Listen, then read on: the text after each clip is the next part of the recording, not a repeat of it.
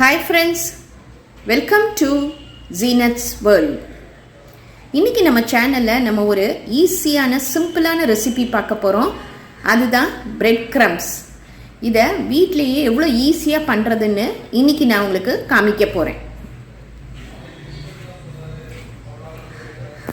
First நம்ம ஒரு 4 bread எடுத்துக்கலாம். நம்ம அடுப்புல தோசை தவா வச்சுக்கோங்க. அதை நல்லா ஹீட் பண்ணிட்டு நம்ம இந்த பிரெட்டை வைக்க போகிறோம்.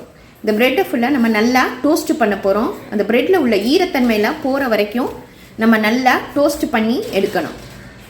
பிரெட்டை அடிக்கடி திருப்பி போடுங்க. நல்லா ப்ரௌன் ஆகணும். அப்போ தான் நல்லா கிறிஸ்பியாக வரும்.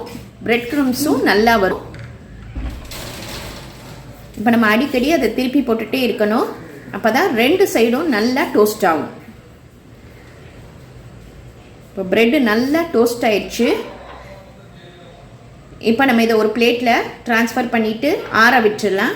பிரெட்டு நல்லா ஆறினோன்னு சிசரில் நம்ம இந்த மாதிரி சின்ன சின்ன பீசஸாக கட் பண்ணிடுவோம்.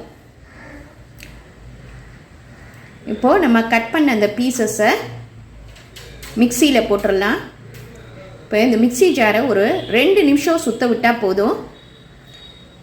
இங்கே பாருங்கள், சூப்பரான பிரெட் க்ரம்ஸ் ரெடி ஆயிடுச்சு.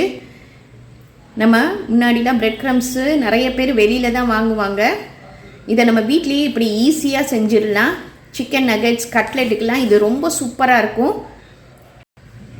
இதை கண்டிப்பாக நீங்கள் ட்ரை பண்ணி பாருங்கள். ரொம்ப டேஸ்ட்டாகவும் இருக்கும். இதை ஒரு பாட்டிலில் ஏர்டைட் கண்டெய்னரில் போட்டு நம்ம ஃப்ரிட்ஜில் 10 டேஸ் வரைக்கும் யூஸ் பண்ணலாம். இது ரொம்ப ஈஸியான ரெசிபி. இன்றைக்கே இதை ட்ரை பண்ணி பாருங்கள். லைக் பண்ணுங்கள், ஷேர் பண்ணுங்கள், ப்ளீஸ் சப்ஸ்கிரைப் பண்ணுங்கள். உங்கள் கமெண்ட் எனக்கு அனுப்புங்க. தேங்க்யூ.